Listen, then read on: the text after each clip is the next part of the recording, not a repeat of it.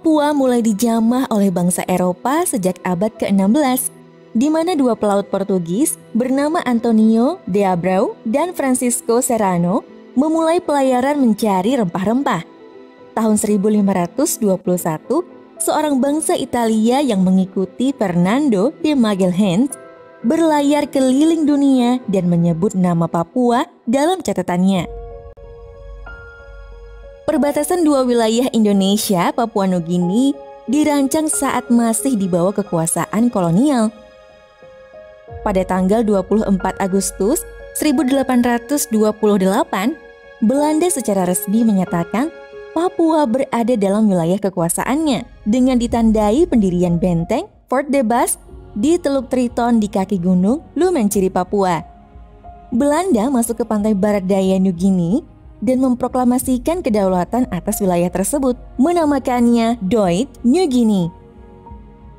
Pada tahun 1884, giliran Jerman yang mengklaim bagian timur Laut Papua dan menamakannya Deutsche New Guinea. Dan pada tahun 1888, Inggris Raya mendeklarasikan wilayahnya di pantai selatan dan wilayah ini dikenal dengan British New Guinea.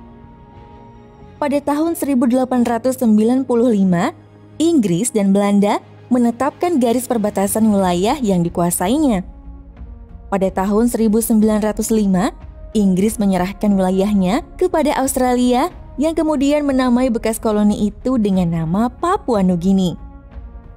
Sejak saat itu, kekuatan Australia merangsek ke bagian koloni lain. Pada 1914, saat Perang Dunia Pertama, Australia berhasil menduduki wilayah Deutsche New Guinea.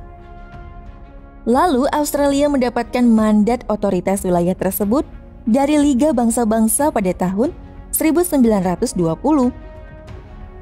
Kedua wilayah itu kemudian dikelola terpisah oleh pemerintahan Australia. Kemudian pada 1949, kedua wilayah disatukan dalam satu administrasi pemerintahan. Secara sekilas kita melihat perbatasan antara kedua negara hanya berupa sebuah garis lurus saja.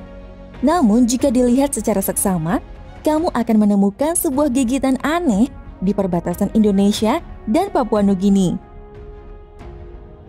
Awalnya perbatasannya hanyalah sebuah garis lurus yang sederhana. Namun pada saat itu, di bagian selatan perbatasan mewabah sebuah praktik yang meresahkan pihak Inggris, yakni praktik headhunting atau perburuan kepala.